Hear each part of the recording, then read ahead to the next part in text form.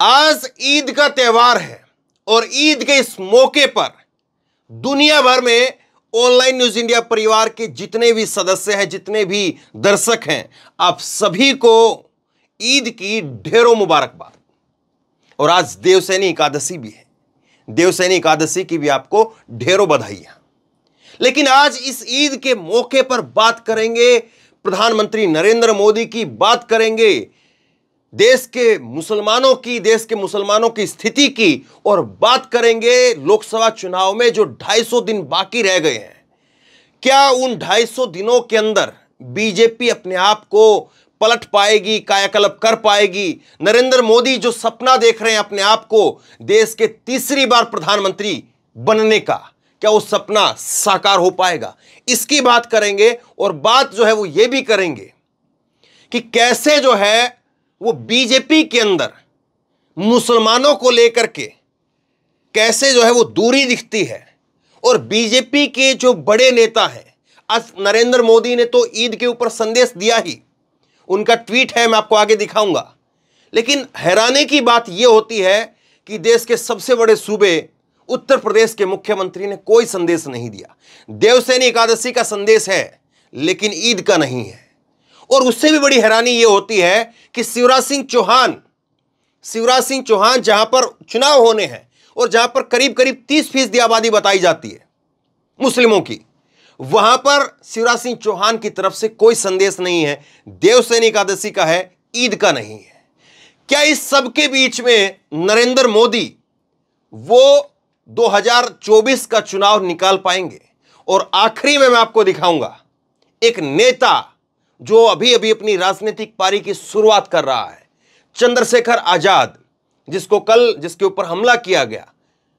वो नेता किस तरह की समझ दिखा रहा है और कैसे उसके ऊपर हमला हुआ, गोली चली, उसके बावजूद जो है ईद को लेकर के उसने क्या कुछ कहा, वो शायद देश के प्रधानमंत्री को सुनना चाहिए था।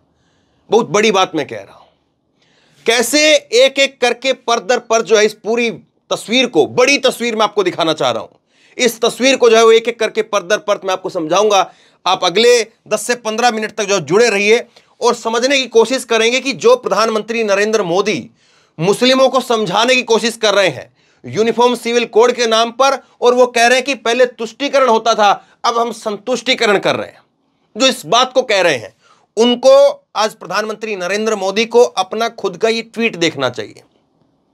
आज नरेंद्र मोदी ने ईद को लेकर के ट्वीट किया। ये यहां पर राहुल गांधी ने और प्रियंका गांधी ने, दोनों, प्रियंका और राहुल ने ट्वीट किया। इन्होंने फोटो भी लगाई है, नरेंद्र मोदी ने फोटो नहीं लगाई, बगैर फोटो के ट्वीट किया। चलिए कोई बात नहीं, बगैर फोटो के भी जो है बधाई दी जा सकती है, संदेश दिया जा सकता है, और फोटो के साथ भी हो सकता है। लेकिन जो समझने वाली बात है वो ये है, नरेंद्र मोदी के ईद के इस ट्वीट को रीट्वीट किया जाता है 4,000 लोग जो हैं, 2 घंटे पहले का स्क्रीनशॉट मैं आपको दिखा रहा हूं, 2 घंटे के अंदर जो है इसको 4,000 लोग रीट्वीट करते हैं। और यहां पर जो एकादशी का ट्वीट वो करते हैं, एकादशी का जो संदेश वो देते हैं, बधाई देते हैं, उसको 6,000 से ज्यादा लोग जो है वो रीट्वीट करते हैं। अब जाहिर सी बात है, कोई भी नेता हो उसके ट्वीट को सबसे ज्यादा उसके चाहने वाले रीट्वीट करते हैं। और जाहिर सी बात है कि नरेंद्र मोदी का जो ट्वीट है वो बीजेपी आईटी सेल में, बीजेपी के नेताओं के ग्रुप में, सब में भेजा जाता है। लेकिन इस ट्वीट को, ईद वाले ट्वीट को उतने रीट्वीट नहीं मिलते हैं जितने कि एकादशी वाले ट्वीट को रीट्वीट मिलते हैं। इससे आप क्या समझ रहे हैं? नरेंद्र मोदी जी, आप इस बात को समझिए कि आप जो हैं, जो कह रहे हैं उसको खुद आपके लोग क्यों नहीं उतनी शिद्दत से करना चाह रहे हैं। यहां पर जो है वो रीट्वीट ज्यादा दिखते हैं, यहां पर कम दिखते हैं। इसका मतलब समझिए आप, ये नरेंद्र मोदी के लिए जरूरी है। इससे आगे देखिए आप, इससे आगे जो है वो ये कुछ तस्वीरें आप देख रहे हैं अभी की, 25 जून का ट्वीट है, ये नरेंद्र मोदी का ट्वीट है।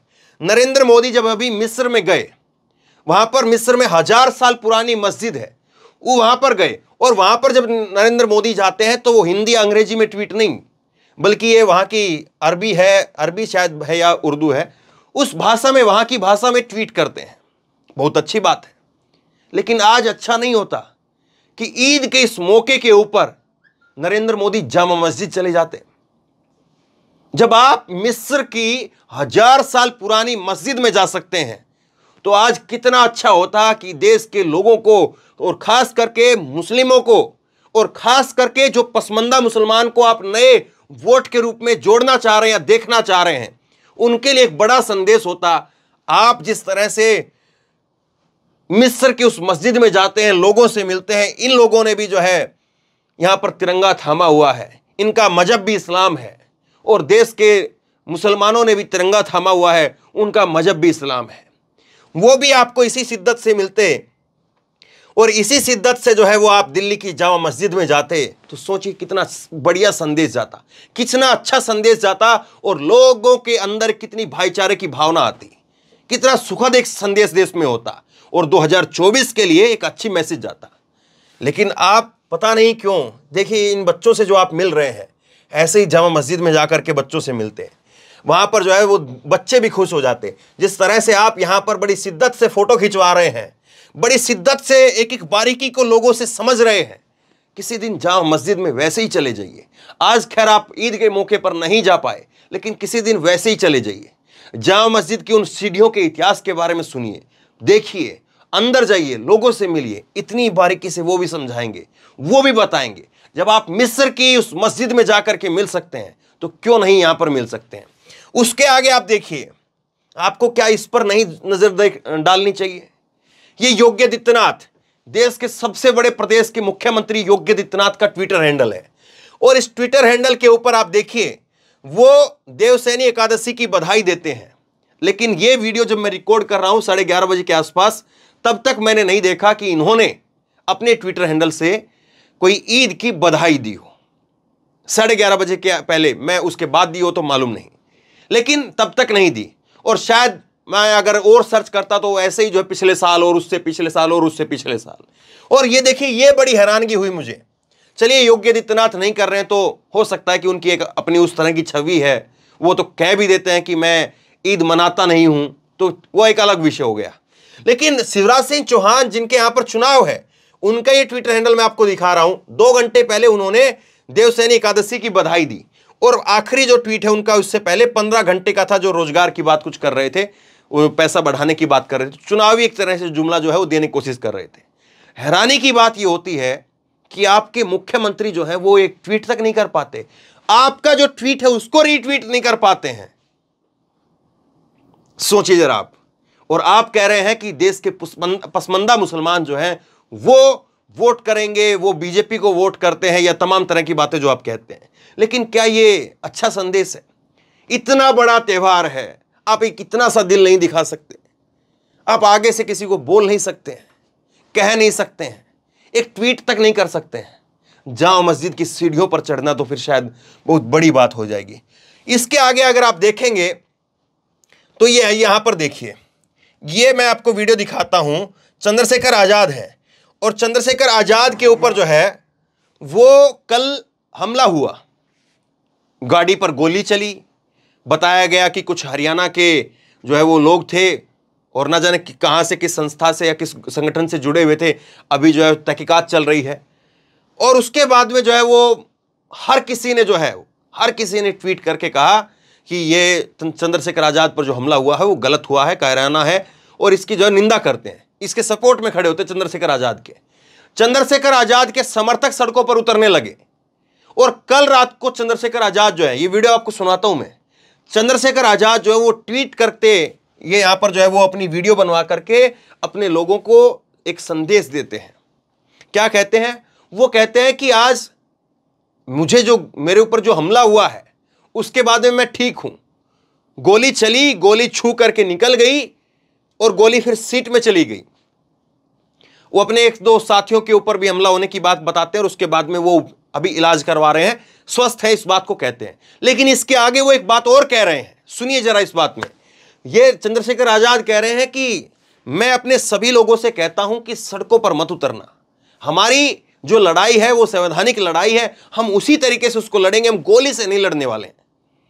और दूसरी बात वो फिर कहते हैं कि कल एक बड़ा त्यौहार भी है, लोगों को अपने त्यौहार को लेकर के उल्लास उमंग भी होती है, खुशी का मौका भी होता है, और ऐसे में मैं नहीं चाहूंगा कि किसी प्रकार से कोई जो है वो अशांति या हुड़दंगी जो है उस तरह से फैल जाए। चंद्रशेखर आजाद जो है प्रधानमंत्री जी, आपके मुकाबले में राजनीतिक हिसाब से देखें तो बहुत छोटे कद से जो है दिखे जाएगा। चंद्रशेखर आजाद अपनी राजनीतिक पारी की शुरुआत कर रहे हैं। हालांकि इनका एक बड़ा जो है वो आप लिस्ट गिनवाई जा सकती है, टाइम मैगजीन में जो है चंद्रशेखर आजाद का नाम आता है। चंद्रशेखर आजाद को जो न जाने कितने जो है मुकदमे लाद करके जेल में डाल दिया जाता है, वो एक बड़ा लंबा जो है फेरिस्त है। लेकिन फिर भी अगर देखें तो आप देश के 2 बार प्रधानमंत्री रह चुके हैं, मुख्यमंत्री रह चुके हैं, उस हिसाब से देखें तो चंद्रशेखर आजाद की इस अपील से क्या आपको नहीं लगता कि आपको भी और आपकी पार्टी के लोगों को भी बड़ा दिल दिखाना चाहिए? सुनिए जरा चंद्रशेखर आजाद क्या कह रहे हैं। हाँ, मैं आपसे अपील करूंगा सभी साथियों से कि वो शांति बनाए, जो मेरे ये हॉस्पिटल के बाहर हैं और जो कहीं भी। हम अपनी लड़ाई संवैधानिक तरीके से लड़ेंगे, हमारी किसी कोई लड़ाई नहीं है। तो मैं आपसे अपील करूंगा कि आप शांति, मैं ठीक हूँ, बस आपसे अपील कर रहा हूँ कि आप शांति बनाएं, मेरी बात को मानिए। मैं आपसे अपील कर रहा हूँ, मेरी रिक्वेस्ट, आप शांति बनाए। यही हाँ, कल एक त्यौहार भी है और देखो सब लोगों को उत्साह अपने त्यौहार के प्रति। मेरी रिक्वेस्ट है, आप मुझसे प्यार करते हैं, मेरी बात को मानिए, आप बस शांति बनाए रखें। कुदरत की का आशीर्वाद अभी नहीं मुझे कुछ होने वाला, मैं स्वस्थ। ये कितनी बड़ी बात जो चंद्रशेखर आजाद ने कही है कि कल एक त्यौहार भी है, सब लोगों को अपने त्यौहार के प्रति उत्साह भी रहता है। आप मेरी बात मानिए, आप मुझसे प्यार करते हैं, आप मेरी बात को मानेंगे। जितने लोग भी हॉस्पिटल के आसपास खड़े हुए हैं या और कहीं पर भी खड़े हुए हैं, वो सड़कों पर ना उतरे, कोई किसी प्रकार से जो है वो अशांति फैलाने का काम ना करें। ये बातें चंद्रशेखर आजाद की तरफ से कही गई है। चंद्रशेखर आजाद जो अपनी राजनीतिक पारी की शुरुआत कर रहे हैं, नई नई पार्टी बनाई है। हालांकि एक बात यह भी रही कि मुझे ध्यान नहीं पड़ा कि मायावती जी ने इसको लेकर के ट्वीट किया कि नहीं किया। बाकी तमाम लोगों ने ट्वीट किया है, चाहे वो कांग्रेस के नेता हों, चाहे वो समाजवादी पार्टी के अखिलेश यादव हों, सब लोगों ने, जयंत चौधरी ने, सब ने ट्वीट किया। तमाम जो है खिलाड़ियों ने, पहलवानों ने, उन्होंने ट्वीट किया। क्योंकि चंद्रशेखर आजाद जो है तकरीबन हर उस जगह पर पहुंच जाते जहां पर कोई इस तरह से जो है वो मानव अधिकारों को लेकर के, शोषितों को लेकर के, वंचितों को लेकर के कोई बात होती है तो किस तरह से जो है वो चंद्रशेखर आजाद अपने आप को जो है एक नए नेता हैं, लेकिन उसके तौर पर भी अपने आप को कैसे बड़ा दिखाने की कोशिश कर रहे हैं। लेकिन आप देश के प्रधानमंत्री हैं, आप देश के एक स्थापित नेता के तौर पर हैं।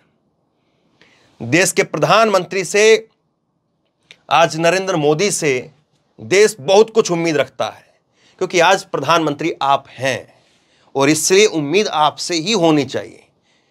वो बात अलग है कि चुनाव बाद क्या समीकरण होंगे, चुनाव बाद क्या सरकार होगी, किसकी सरकार होगी, लेकिन जो आप बात कर रहे हैं, जो आप सपना देख रहे हैं, मुझे नहीं लगता है कि वो सपना पूरा हो पाएगा अगर आप अलग थलग चलेंगे तो। क्योंकि चुनाव अब वो चुनाव नहीं रहा है, अब राजनीति वो राजनीति नहीं रही है। अब लोग जो है वो बिल्कुल एक मन बना करके वोट करते हैं, और वो मन तभी बन पाएगा जब आप अपना मन बड़ा बताएंगे, आप अपना दिल बड़ा दिखाएंगे, और आप जो है वो ना केवल कह करके बल्कि कर करके, आप ये यहां पर कह तो रहे हैं, आप ये यहां पर जो है वो बता तो रहे हैं कि मुसलमानों को जो है यूनिफॉर्म सिविल कोड के नाम पर भड़काया जा रहा है, तमाम बातें बता तो रहे हैं, कह तो रहे हैं, लेकिन करके भी दिखाना पड़ेगा। आज एक बड़ा मौका था, और मुझे लगता है कि आज के दिन पर अगर आप चले जाते तो शायद सारे गिले शिकवे जो हैं वो बहुत हद तक कम हो जाते हैं। खैर, प्रधानमंत्री नरेंद्र मोदी हैं, देश के प्रधानमंत्री हैं। उम्मीद करते हैं कि ये छोटा सा संदेश ही सही, लेकिन उन हुक्मरानों तक जरूर पहुंचेगा, क्योंकि नफरत किसी चीज का हल नहीं है। मोहब्बत, शांति, भाईचारा वो बहुत जरूरी है। और आपकी जो छवि है प्रधानमंत्री के तौर पर जो बन रही है, उसको संभालिए, वरना जो आप सपना देख रहे हैं नेहरू के बगल में खड़े होने का, इंदिरा के बगल में खड़े होने का, वो फिर बहुत बड़ा सपना है। उस बड़े सपने के लिए तो बहुत कुछ त्याग बलिदान देना ही पड़ता है। और अगर आपको लगता है कि कुछ खांचे में रह करके आप जो है चुनाव निकाल ले जाएंगे, आप फिर से प्रधानमंत्री बन जाएंगे, तो मुमकिन शायद लगता नहीं। शेयर करिए इस खबर को, और आप क्या सोचते हैं नीचे कमेंट बॉक्स में लिख करके जरूर बताइए। 250 दिन बाकी हैं लोकसभा के चुनाव में। आपको लगता है कि नरेंद्र मोदी देश के अल्पसंख्यकों का विश्वास जीत पाएंगे, या केवल संविधान की बात, ये बात, वो बात कह करके, यहां पर यूनिफॉर्म सिविल कोड की बात कह करके, तुष्टीकरण संतुष्टीकरण की बात कह करके इतना सब कुछ करके भी बस इतना सब कुछ करके भी वो चुनाव निकाल ले जाएंगे। आपको क्या लगता है? नीचे कमेंट बॉक्स में अपनी राय जरूर दें। इस वीडियो को खूब शेयर करें, लोगों तक पहुंचाएं और इसी तरह की तमाम खबरों के लिए ऑनलाइन न्यूज इंडिया को सब्सक्राइब कीजिए। साथ में जो बेल आइकन है घंटे उसको जरूर दबाइए ताकि जैसे ही कोई खबर अपलोड करें उसकी नोटिफिकेशन सीधे सबसे पहले आपको मिल सके। धन्यवाद।